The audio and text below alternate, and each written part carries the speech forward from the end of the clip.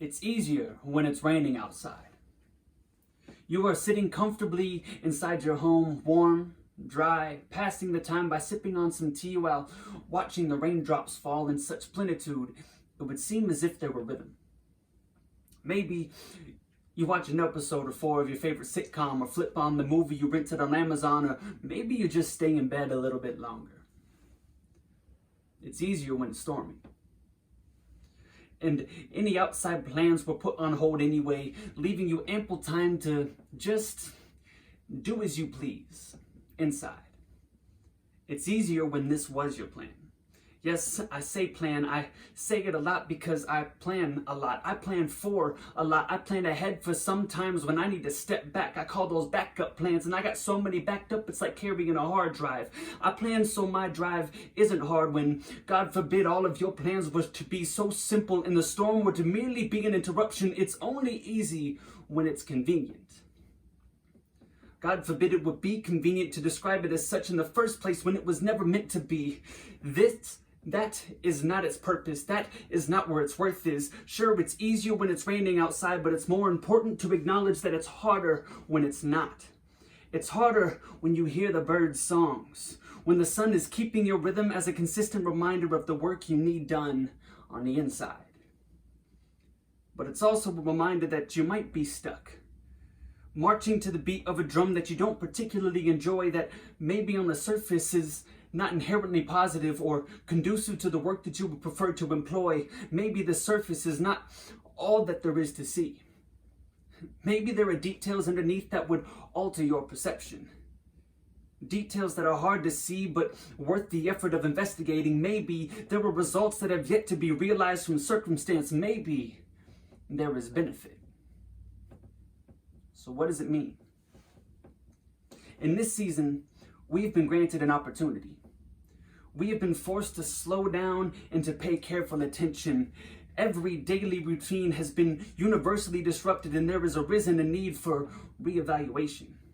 When routines are disrupted, we tend to rediscover our values as our focus is jump-started by the shock therapy that is disruption.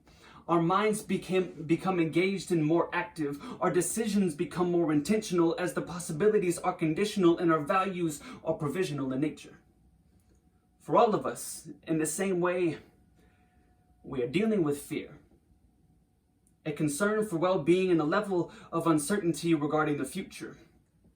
Additionally, many of us have a lot of extra time that we had not planned on, and we can't fill it with the same things that we would have. So we have ample time to dwell in that fear. To counteract the hysteria, we now have to garner a creativity that we may not have seen in quite some time. We are having to use our brains differently. I can't help but notice an underlying intentionality. I believe that in the midst of this tragedy, there was also opportunity and hope. For understand the season that we are in. We are in a season of reflection and gratitude, the greatest sacrifice in history, undoubtedly a tragedy, something that had to occur for reconciliation to become a reality. We celebrate the risen Jesus Christ, but there could not be a rise without his death on the cross, his sacrifice for us, for every person in the world. Has there been no greater event in history that has impacted each person so uniformly? Now, not only have we had to alter each of our daily lives, this is one of the first times in my life that I have realized that there is no place in the entire world that hasn't been impacted in kind. Everyone has been asked to stay inside. Some have been told to do so, all for the sake of prevention, with good reason. But here's what I mean. Every person in the world is now unified under a common modern experience. And every person is unified in a common effort. If we are all committed to distance, then we all have that extra time. In this season, we don't have an excuse. Each year on this day, we are told to pause and reflect. This year, we have no choice. This is why I say that it is easier when it is raining outside, because it is hard to be intentional in making the time. It's hard when we have our set routines, when our lives are complicated. It's hard when there are alternative ways to which our time can be allocated. It is easier to stop and reflect when it's convenient. Well, guess what? Here we are. So implement the practice now. in the midst of simplicity to then have the habit later. Once it's a habit, it's a value that supersedes a plan, and that's what it needs to begin. It begins with intentionality. I don't think it was convenient for him to die. And I really don't think his sacrifice was a matter of opportunity, but I believe that God has the ability to reshape all of this to his will.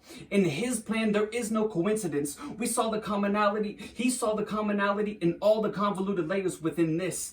While we scrambled to create backups for our plans, he didn't even account for maybes. There were no maybes in his outlook, so it means that there was more beyond what we can see. In that, I find the hope I need to give thanks abundantly.